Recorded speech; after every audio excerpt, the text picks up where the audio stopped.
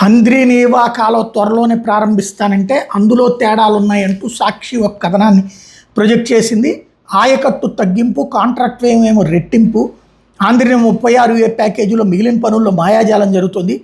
Peruru, Hagari, మాల్యం branch కెనాల్లో మిగిలిన పనులు 55,608 ఎకరాల ఆయకట్టుకు నీళ్లు అందించే డిస్ట్రిబ్యూటరీ పనులకు టెండర్లు.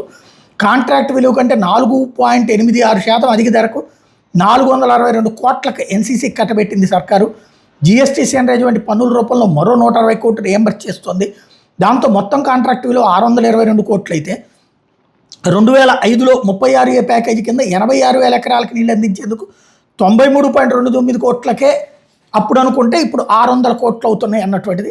2014కి 39.16 కోట్లు విలువైన పనులు పూర్తయిపోయినాయి. మిగిలిన పనుల విలువ కేవలం 54.13 కోట్లే. 2015లో ఏపీడీఎస్ఎస్ సెక్షన్ 61 కింద కాంట్రాక్ట్ మీద వేటు వేసి ఆ పనులు 36A, 36B ప్యాకేజీల కింద విభజించి ఆ పనులు 244 కోట్లకి 2017లో సీఎం రమేష్ సంస్థకు అప్పగించారు. 2019 నాటికి 35 కోట్ల పనులు పూర్తయినాయి.